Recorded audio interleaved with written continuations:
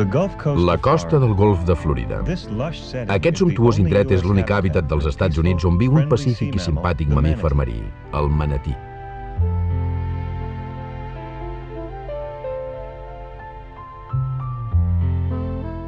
Els manatins són criatures molt curioses de moviments lents. La curiositat i la seva tendència a nedar a prop de la superfície de l'aigua fan que sovint entrin en contacte amb els éssers humans. Aquest manatí fa servir el nostre cable que nosaltres anomenem el fil dental per a manatins.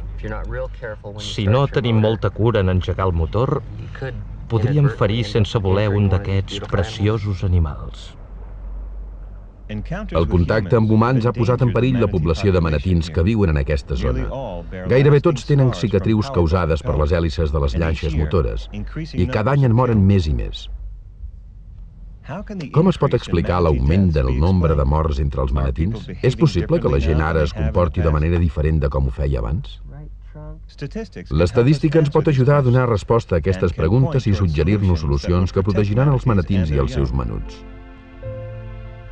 En aquesta unitat, hem sondejat les profunditats de la costa de Florida per tal d'explorar un nou camp estadístic. En lloc d'estudiar situacions en què intervenen variables úniques, començarem explorant la relació entre dues variables com els manatins i les llanxes motores.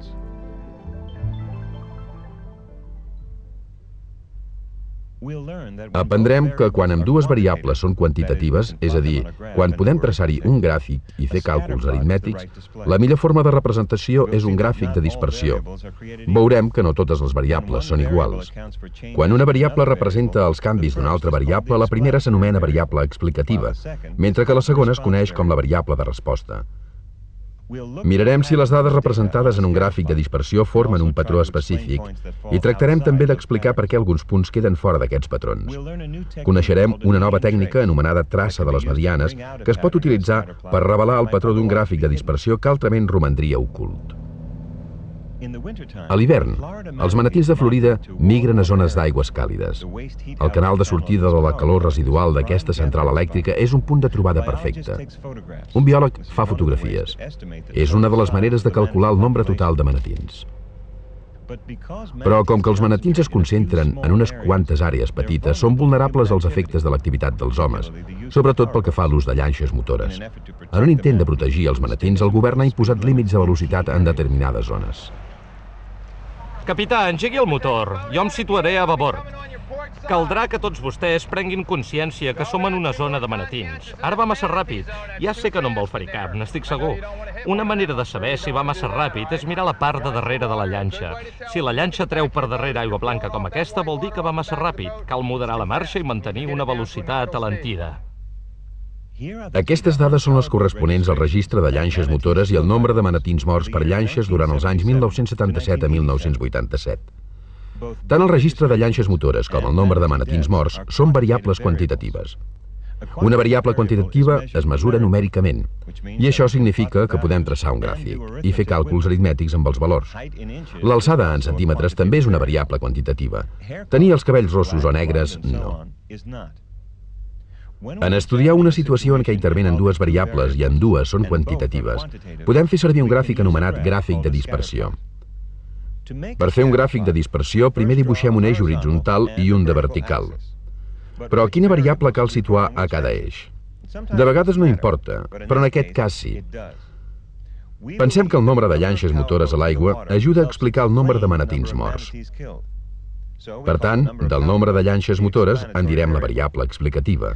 La variable explicativa sempre se situa a l'eix horitzontal del gràfic de dispersió. Aquí hi ha els registres de llanxes motores indicats en centenars de milers.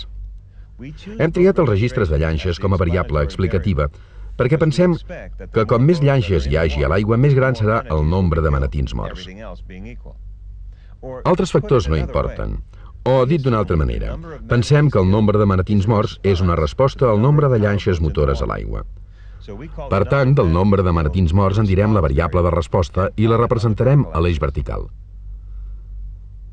El nombre de registres l'any 1977 va ser de 447.000 i el nombre de manatins morts, 13. L'any 1978 hi havia 460.000 llanxes registrades i van morir 21 manatins. El 1979 hi havia 481.000 llanxes registrades i van morir 24 manatins. Tot seguit, unim els punts de totes les dades de què disposem i ens trobem amb un quadre com aquest. Bé, què ens diu aquest gràfic de dispersió? Les dades confirmen les nostres sospites.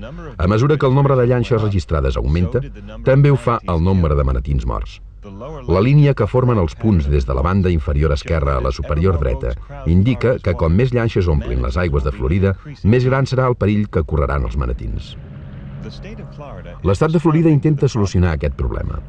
A més de la imposició de límits de velocitat més estrictes, s'ha proposat un nou pla de protecció que limita el nombre de molls per a llanxes, amb la qual cosa no n'hi haurà tantes com ara.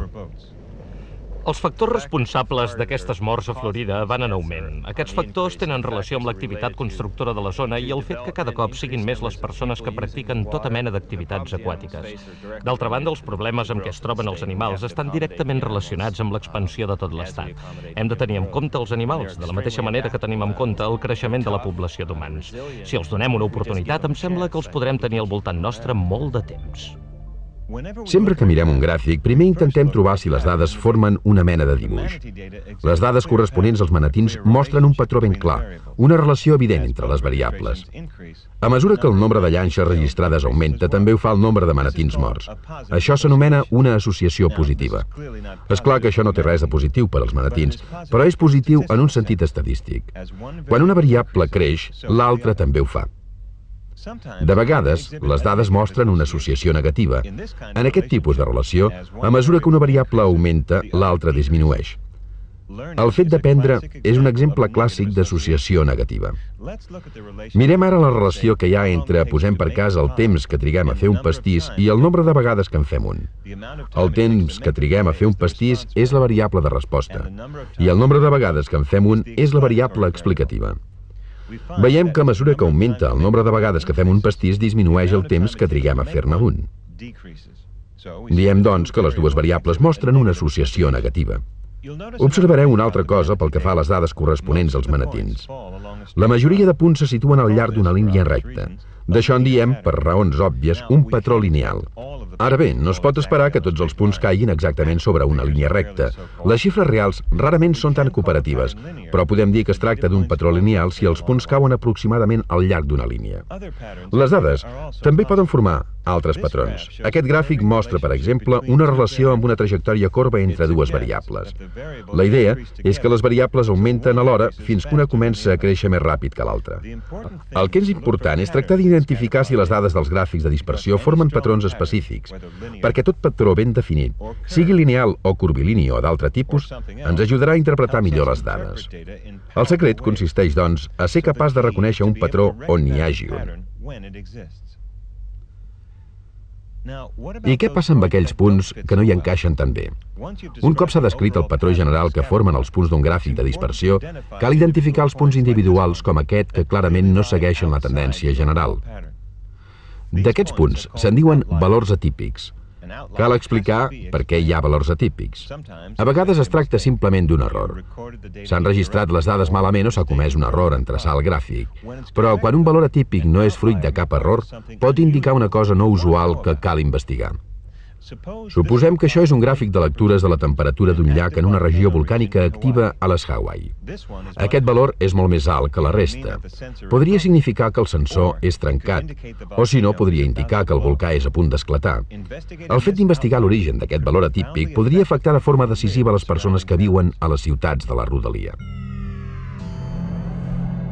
Fins ara els gràfics de dispersió que hem vist mostraven un patró ben definit. Però què passa amb aquest? A primera vista sembla que els punts es distribueixin a l'atzar. No hi ha relació evident entre les dues variables. Però, de fet, sí que hi ha una relació. I precisament aquesta relació va ser la causa d'un escàndol l'any 1970. Aquell any, els Estats Units feien la guerra al Vietnam, una guerra que dividia de manera radical els americans. No tots els homes que lluitaven en aquell conflicte ho feien per decisió pròpia, com tots sabem. La majoria els van reclutar i obligar per llei a anar a la guerra. El Congrés va crear un sistema de sorteig, suposadament aleatori, per decidir qui aniria al Vietnam. Les 366 possibles dates de naixement es van introduir en càpsules que es van treure a l'atzar d'una paperera i els van assignar números de selecció en l'ordre en què anaven sortint. 14 de setembre. A la primera data de naixement triada li van assignar el número de selecció 001. El segon número de selecció era el 002 i així successivament. Els homes, la data de naixement dels quals coincidia amb el número de selecció 1, els van reclutar primer. Aquest gràfic mostra els resultats del sorteig de 1970. La variable explicativa representada, com és habitual a l'eix horitzontal, és la data de naixement. La variable de resposta és el número d'extracció, numerada de l'1 al 366. Recordeu que, com més baix era el número d'un jove, més possibilitats tenia que el reclutessin. Aquestes dades formen un patró, però per veure-ho més clar cal que completem el gràfic amb càlculs numèrics.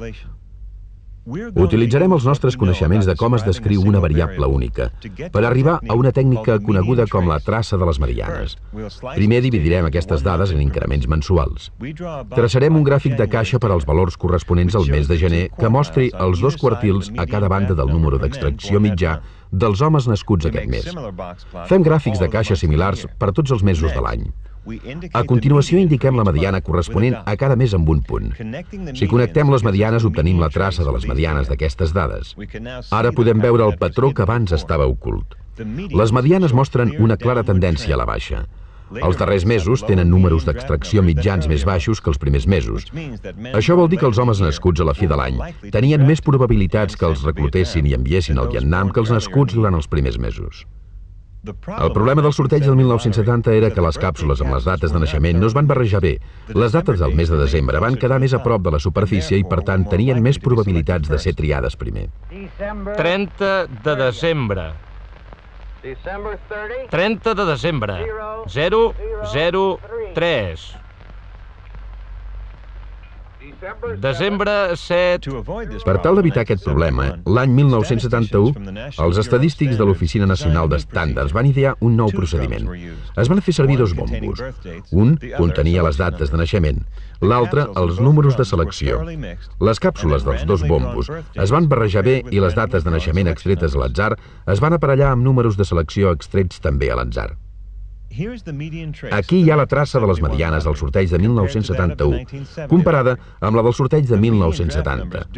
Els nombres d'extracció mitjans varien cap amunt o cap avall d'un mes a l'altre, però no hi ha cap tendència sistemàtica en aquesta variació, la qual cosa pot atribuir-se a la casualitat.